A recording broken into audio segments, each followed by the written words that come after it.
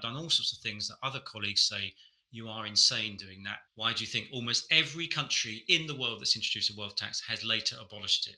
So she'll look like an idiot. They're expecting an extra 3 billion, and I'm predicting they'll lose 3 billion. It's not great when your prime minister stands up and says,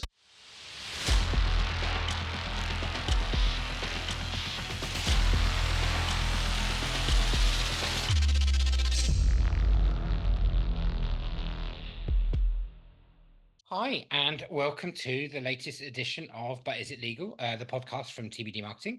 I'm your host, Simon Marshall. I'm the founder of TBD Marketing, and as many of you know, worked in the legal sector for 25 years. Firstly as a kind of journalist, editor, and then latterly at 6 different law firms, and then more recently owning a marketing agency working for people like my guest today. Today we've got James Quarmby joining us. James, do you want to introduce yourself and tell us a bit about yourself? well, you've already introduced me, so thank you for that. I'm James. Nice to meet you. I'm the founding partner of Stephenson Harwood's private wealth team in London, and I'm a solicitor, just like you, and a tax geek, unashamed tax geek, and troublemaker. A troublemaker. Is that? I think that's how I came across you online. Well, we'll dig into that a little bit further, Simon. No idea, but anyway, let's carry on. That sounds good. Me. Well, tell me a bit about like forming the private wealth team at Stephenson Harwood. Tell me a bit about the history of that. How did it come about, and what were you trying to achieve when you set it up? Well, as you'll be aware, the city firms dumped their private client teams, in the 90s and the noughties because they didn't think it was a very good field to be in. You couldn't make the premium fees. Stephenson Harwood did the same, and like many firms, they regretted it and wanted to get back in, but in a different way. Because what happened was the big city firms grew very quickly after a certain point. Before that, they were quite small. So, if you look at Slaughter and Main Freshfields back in the 1950s, they'd have about 8 partners. And actually, there was a legal limit on the number of partners you could have in a law firm. Can you actually believe that? That there was, I think, Was it 20? They had to fit on the letterhead, didn't they? I think it was 20. Yeah, you had to be able to fit it on the letterhead. So, so what happens? These city firms, they grew, but their private client teams stayed as these rather sort of domestic high street practices, doing UK little piddly UK trusts and things like that. And so it didn't really fit. You're doing these massive deals, with US corporations and multinationals, and yet you got this team, chewing away through probates and wills, and so they dropped them. But the private client world has become much more international. So what Stephenson Harwood wanted was an international private client practice, and I was crazy enough to say, yeah, I'll come in and start the whole thing from scratch. It'll be great. And that was about 10 years ago. So that's how that happened. Where were you prior then, I James? started the international team at Thomas Egger, which is a firm that you will know, but has gone up in smoke because it was taken over by Irwin Mitchell. And I was a partner there. And I started the international team at Thomas Egger and was there for approximately 10 years. And I built that up to around about 12 people. And prior to that, I started a team in what is now DMH Stallard. I think I went through a similar experience when I was at Osborne Clark as well. Actually, we had a very good and very strong legacy kind of regional private client team through Sandra and Robert and those guys out in the regions, and then it's now evolved into having a city focus kind of private wealth, private Exactly.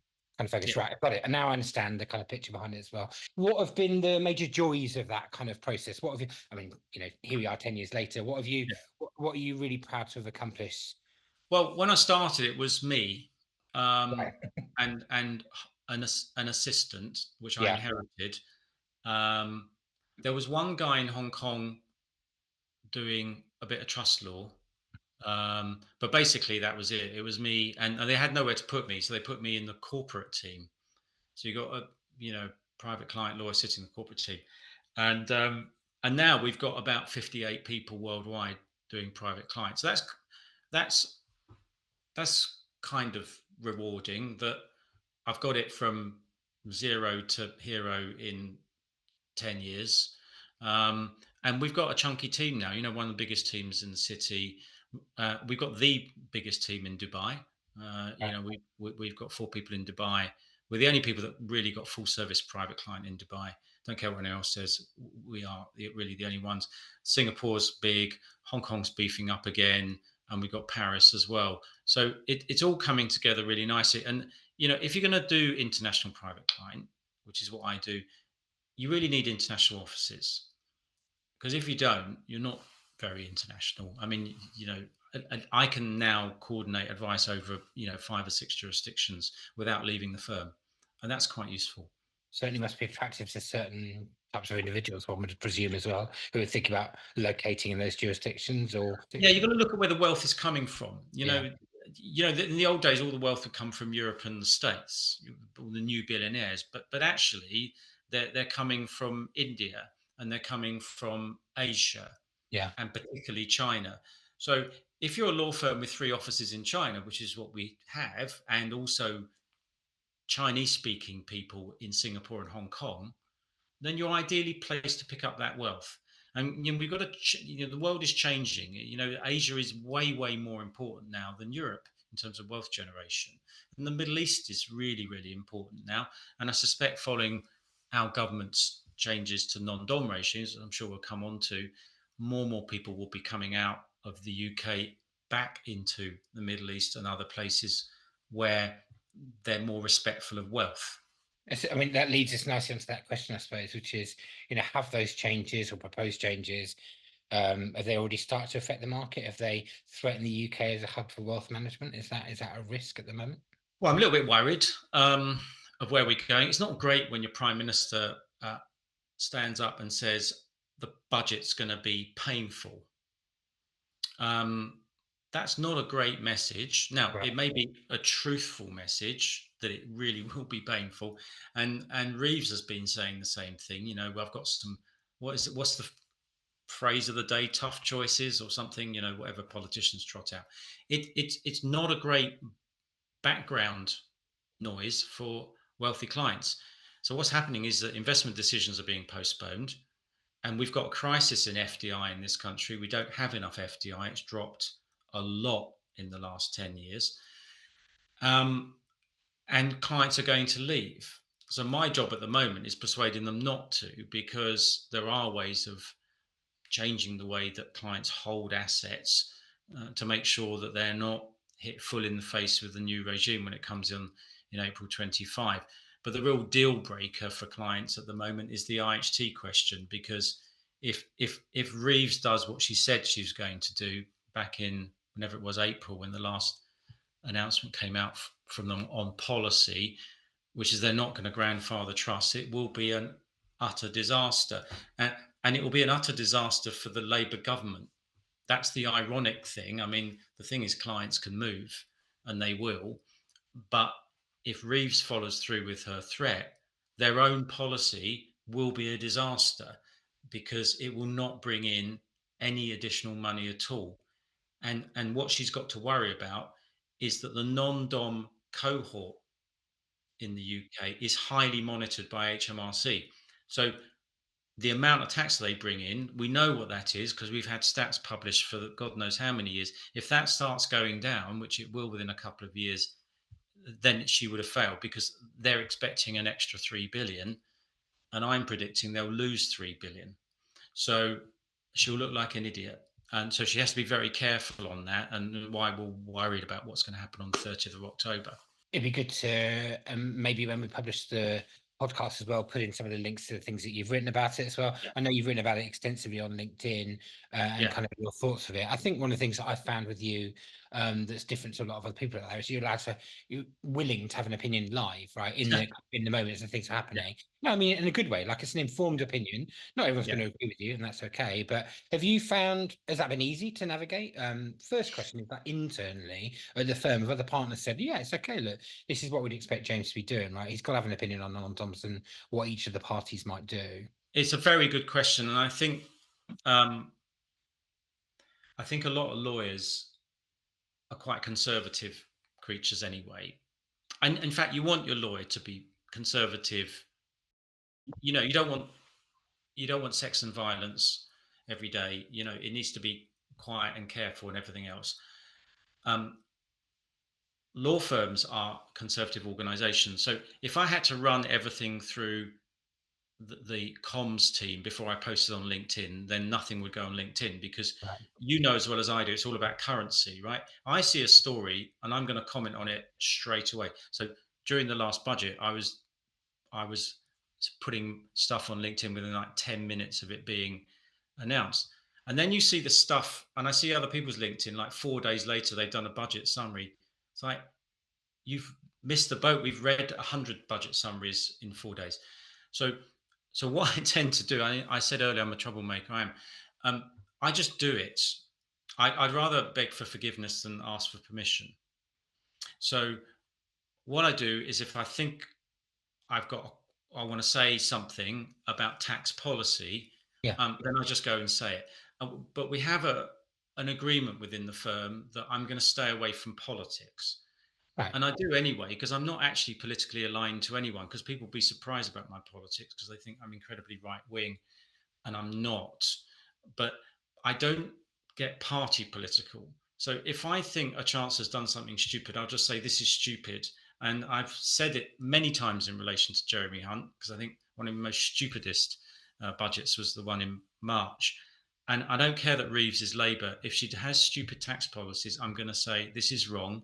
This is why it's bad for the country. Yeah. What I'm actually interested in is tax policy that works for the country, an optimal tax policy, which is something that enables people to get on with their lives. So we don't have confiscatory rates of tax. Don't Yeah. believe those. I think that's illiberal. That promotes the growth in our economy and maximizes tax revenues. I have no problem with this country maximizing revenues, but I want it to do it through growth and innovation rather than just the heavy hand of the state sucking all the money out and leaving you with very little to spend. That's not how I want it to work. So we've agreed within the firm that I'll comment on tax policy, but I'll stay away from direct political contributions, and I won't say anything too inflammatory. Did I see a rare moment the other day of you and Dan Nigel agreeing on something? Did that come to pass on LinkedIn, that there was a moment where you were Yeah. behind on the unworkability of a certain policy? Well, actually, Dan and I get on more things than you expect, and I do I'm not collaborate. surprised. I mean, you're both. I also think he gets misunderstood at times He does. about being one way or the other. He's not. I think he's intolerant of stupidity and Yes. ill thought through ideas. I think that he pursues the idea. I don't think the two of you always agree on absolutely everything that's out there, and that's okay too, right? Yeah. I mean, he's a good thing because he's actually someone who comments on tax who actually understands it. Yeah, And what really winds me up is, and you'll know this from some of my rants on LinkedIn, is when we get people who know nothing about tax pontificating on it. The biggest offenders at the moment are um, the trade unions and the charities, because I'm sick of hearing Oxfam, Christian Aid, and various union leaders saying all we need is this big wealth tax and it's going to make everything great. These people know absolutely nothing about tax. They know nothing about the history of taxation and the fact that wealth taxes never work. Why do you think almost every country in the world that's introduced a wealth tax has later abolished it? yeah. Right? There has to be some kind of correlation there.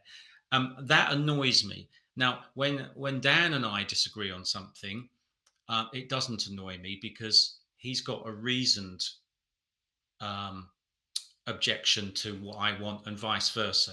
So we can disagree on a policy objective or on the means of achieving a policy objective.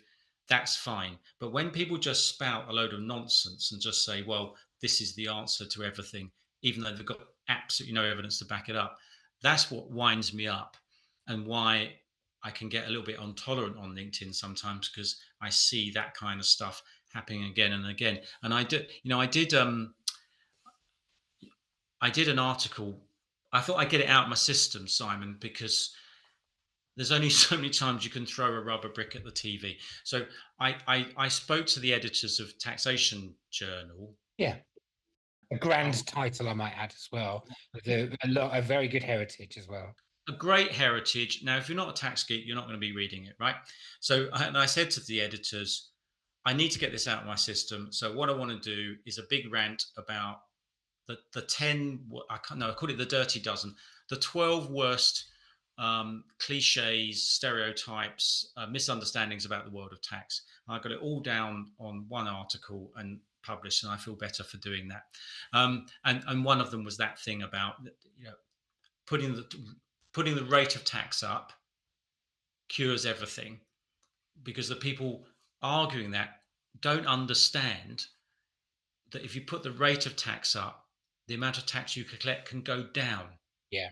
They can't hold those two concepts in their head. They just don't get it. They think, well, and I have to say, I have to be like extreme sometimes and say, okay, you tell me this. If I put the tax rate up to 100%, Yeah. what would the tax take be? And they'll go, well, you'll just bring in loads of tax. I say, no, just think about it. Would Right. you go to work all year and do all the stuff we have to do and then give all of it to the state? Or would you just say, you know what, sod that. I'm not going to go to work. I'll stay at home on benefits and let some other loser do it for me. So the tax rate will go down. So at a zero tax rate, you collect no tax, and at 100% tax rate, you collect no tax. There's a point in the middle there somewhere where you maximize the revenues by not disincentivizing too much people to get up and go to work every morning. So that they're the kind of arguments that I don't have to have with Dan, because he understands. I mean, he and I had a coffee the other day, and we both agree that stamp duty is the worst tax in the UK. It's just simply the worst tax in the UK. God knows why we still have it. The rates of tax are so high that at the upper end of the market, which is properties over 1.2, it is the rates of tax going up means less tax coming in. I mean, what is the point of yanking up tax rates when the tax take comes down? I think it also demonstrates I mean, I do quite a bit of work in that area as well. A fundamental misunderstanding about the nature of how a property chain works, and the fact that you need a fully functioning market. You need Yes. first-time buyers, mid-ranking buyers, and you need somebody who's selling their millionaire's property at the top, right? If you don't have that chain, then you don't have a working property You, market. So the idea you're, that you disincentivize the top of the market somehow seems to me to be ridiculous. But there we go.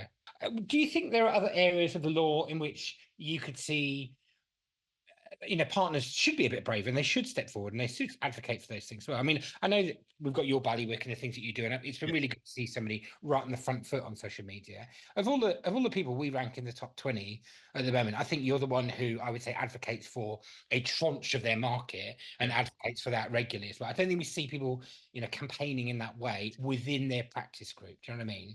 They don't do it, No. and I think, why? I mean, why do I do it? I mean, I said tongue in cheek I'm a troublemaker, but I'm actually a campaigner. Yeah.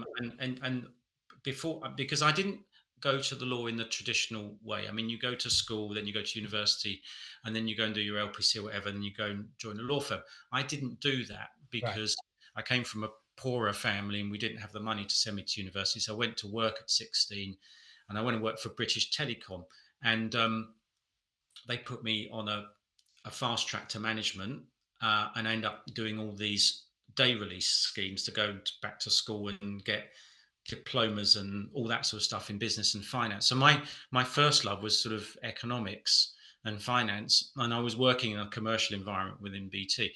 But whilst doing all of that, I was actually an active trade unionist, and I ended up being what they used to call a shop steward. And to advocate for workers' rights. But when I was in the union, I realized the union had some serious problems of its own, because the first thing I did was start looking at the union's policies. And I said, well, your equal opportunities policy sucks. And they go, what are you talking about? I said, well, where are you on sexuality, and where are you on HIV status? And they were nowhere. And I put forward a resolution for the conference, because the HIV crisis hit right at that point, put in an emergency thing that we wouldn't discriminate on the part of HIV status. And shamefully, the I've forgotten what the committee's called of the union, but there's a committee that decides what to take forward for emergency motions. They decided it wasn't important enough, Right. right? Which I mean, that just made me incandescent with rage. And I remember ranting around in Blackpool, as it was when the conference was, complaining to everyone. So when I see things that I think are an injustice, I go and do something about it. I'm not the kind of person to sit at the back and complain. I'll just, and so I'm a bit of a troublemaker in that way. And I've carried that, and then I left BT to go and do what I wanted to do all along, which is become a lawyer, but also became an activist in the gay rights movement. And the number of things I did and stunts and stuff I did at the time, because in that time we're talking about proper injustice, is that it was legal in this country to discriminate against people on the basis of sexuality. You could actually sack someone and say, I'm sacking you because you're gay, and the tribunal would not touch it. And I just found that extraordinary. And I thought this cannot be allowed to exist. So I did lots of campaigning on that side. And then when I went into the law, I thought I was going to become this sort of campaigning lawyer. And actually, the reality bites at that stage, you need to earn a living. So I ended up being a tax lawyer because I have to earn a living. And also, I've got an economics background. And actually, this now makes sense to you because tax policy is an economic lever. So if you've got some economic background, then you can go beyond just being a tax lawyer and saying, well, section 856 says this, to, well, what's the point of this tax? What does it achieve? What's the policy objective? And so that's how I've got into that. And this sense of social justice actually carries it over to the clients. And people might laugh and say, well, um, wealthy non-doms don't need protecting. That's not really the point. The point is that any human being can be marginalized on the basis of their status. And the fact that you're wealthy and a foreigner doesn't mean you don't deserve some kind of representation. That's my main point. And I think with the non-dom stuff, there's an uncomfortable whiff of xenophobia and jealousy. People are jealous that they're wealthy and they don't like it that they're foreigners and over here. And I just don't like that. And I think as a lawyer, 80% of my clients are non-doms, wealthy foreigners.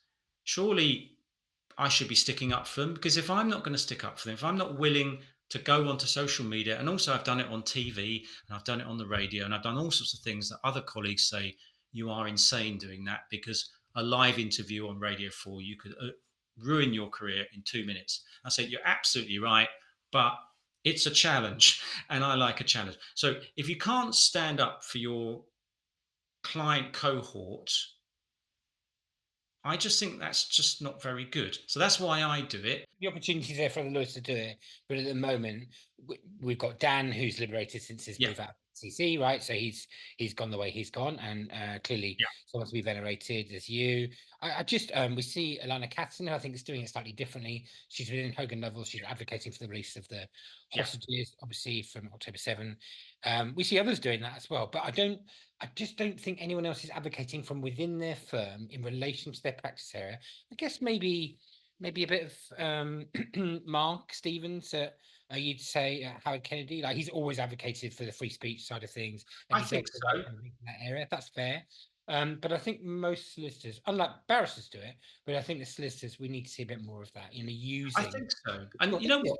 it's economic success as well, right? Isn't it, for your business? I think so. You know what? My firm took a little bit of educating to say, look, trust me, I know what I'm doing. Um, Believe it or not, if I stand up for my uh, client group, it will reflect well on us. Yeah. And that's exactly what happened. I actually get quite a lot of work from LinkedIn. I mean, I didn't go into LinkedIn to bring in work. I went in because it was a platform to get my views across and hopefully to help change or influence policy. That's genuinely the reason I did it. And I was saying to people, I'm never going to get any work out of LinkedIn, but I actually do now, because I guess the algorithms are on my side now. And I've actually picked up this year some very good retainers, because not the clients themselves, but their advisors, be it accountants, financial advisors, bankers, or whatever, and sometimes family office people, have contacted me directly and said, "Can we have a chat?" So actually, um, that is working quite nicely for me, even though I hadn't planned it in that way. That's just a happy add-on to the LinkedIn environment. And that's why I'm a big fan of LinkedIn now, because it was just like a little hobby before for me to get it off my chest and to hopefully change something. And now it's actually part of my business plan, which LinkedIn used properly can actually bring you in valuable work, and it's very time efficient. And actually, little secret here, I do most of my posts when I'm in bed. Yeah. Yeah, because it's either in the morning or at night when I've got nothing else going on. Right. And I can do a post 10 o'clock at night, which has taken me possibly 5 minutes to draft. And by lunchtime the next day, I've had 20 or 30,000 views. Now, it would take me a long time to go and meet 30,000 people, right? Even if I was inclined to do that, which I'm not. Um, you know, anyway, so I think it's an incredibly efficient way of reaching people, making sure that you're remembered. And and I've told my BD people that I never go to a networking event anywhere in the world where I don't get at least 5 or 6 people saying, "Hi, James, you don't know me, but I follow you on LinkedIn." Yeah. I don't know if you know, but the reason that I got into it, so Twitter was giving us Yeah, nothing. I got onto LinkedIn. That's where everyone was hanging out. I worked it out quickly and have trained thousands of people since. But um, I don't like going into a room and not knowing anyone. Right, it's my big yes, fear. Now I walk into a room and people say it's Simon P. Marshall, right? And it's a running yeah, joke. Or to annoy me, they might call me another name or whatever it might be. They know it yeah, relates to something on my profile. I think that for those people who haven't always succeeded through the rugby tickets or the golf clubs or yeah, the other routes, and James, I am going to do a bit on this about the privilege of access to marketing budgets at some point as well, right? Because there's a certain group of people who've got that, and there's yeah, a whole lot of us who didn't, and we've got to make something of that as well. Just really quickly, two yeah, last questions. yeah. Mindful of time. Any advice for young lawyers looking to specialise in private wealth, given the decade we're facing ahead? Any thoughts on that? Well, I'd say do it because I'm biased, but I think private client law is more interesting. It does change very quickly, so I think it's not. I think it suits people who are intellectually curious. Right. Because I make this joke about property lawyers, right? That you needed to just know the 1925 Act and you're pretty much okay. There's been no major changes since 1925. I know there have, all right. So please, if you're a property lawyer, don't text me and tell me about the 1986 Property Act or whatever. In tax law, we'll get a Finance Act every year, and in some years, many years, we get two. And I remember one year we got 3 Finance Acts in one year. So if you're intellectually curious, I think private client law is good. The other point I'd say, and just from a commercial perspective, that often new lawyers don't think about, and as someone who's an old hand now, and the money's important, but I don't want to be too reliant on 1 or 2 clients. And if you're a corporate lawyer, you might only open 6 files in a year, and that you'll make your target. Now that's great because you only open 6 files, and that's not a lot. I don't want to be reliant on just 6 clients. I've got hundreds of clients, so if 6 clients get fed up with me and want to go somewhere else, that's not the end of my practice. So um, whilst it's more of a pain to open up lots and lots of files, so I probably open up more files than anyone else in the firm, um, and that's a pain. But my practice is diversified between all these different individuals rather than just relying on, I've got 5 or 6 big corporate. And the problem with the big corporate clients is your relationship is generally with the GC, the general counsel in that company. What if he or she leaves and goes somewhere else, and a new person comes in with their favorite law firm? You are screwed. So I think a private client law is the smart move because you've got the opportunity to build a sustainable practice which will weather the storm. And private client practices generally are uh, um, they're counter recessionary. So when your transactional teams are having a lull because it's a recession and no one's doing deals, private client department is still doing what it does. So I think it's a smart move for people who want to have a Yeah. sustainable career. I like that. I mean, Emma Gill from Mills and Reeves said to me, "It's just it's a choice, really, isn't it? Like, do you like transactions? Be a transactional lawyer, and if you Yeah. like people, I hate then transactions, Simon, because it means that I have to stay up late. yeah." And I I don't want to do that. I want to be watching Netflix and having a glass of wine. I do not want to be in the I'm office. drafting your LinkedIn post, right? I mean, that's What? what. What? Yes, or Exactly. drafting my LinkedIn post Last after a glass of wine. last question for you then. Yeah, 30 years in the law year. 30 years in the law yeah, years this year. Any yeah. plans to celebrate that milestone? Have you got anything on the horizon? Might have a drink. Um, No, I've not. I've absolutely no plans to do that. I mean, I have got quite a lot of other things going on in my life, Right. so the law isn't everything. I love art, and I'd like to. In fact, that's just one of mine behind. This is well, that's Graham, the tree frog. So say hello to him. Hey, Um, so no, I'm not going to do anything special on that because I mean, it is ultimately just a job. The stuff I really enjoy is the thought leadership things I do, which is not just on LinkedIn. You know, I do quite a lot of speaking in formal events and in the media. Would like to carry on doing that, but no, I'm not going to market in any particular way. I'm happy I reached where I've reached in one piece, and I've kept my sanity, and let's just hope that continues. Well, it sounds like you're set for a huge year ahead of the raft of changes that were promised by the administration. Let's see what October 30th brings, Yeah, but I'm bound to hear your voice, radio, through the print, and you also can't shut me up. Can't no, shut me up, Simon. and that's exactly what we need. We need more voices like that in the sector. But everyone who's been listening today, thanks for dialing in. I've really enjoyed getting to know James a bit better. If you don't follow him on LinkedIn already, then really that is a mistake. You need to remedy that as soon as possible, because at the very least, you should be looking at how he does it and thinking about how could I use that methodology Yeah, for what I'm doing in my area. And even if you reject that methodology, that's okay. But you should respect the fact that this is somebody who advocates for his client's position day in, day out, every day, and it's to be respected. If you don't subscribe to the podcast, then again, that's another mistake that you should probably remedy relatively quickly. It's gaining momentum. People seem to be enjoying it. And James, listen, one last thank you from me. I've really enjoyed meeting you. Hope I get to right. say thank you and maybe buy you lunch sometime soon. That'll be super. And have a great day, Simon. Take care. Cheers. Bye.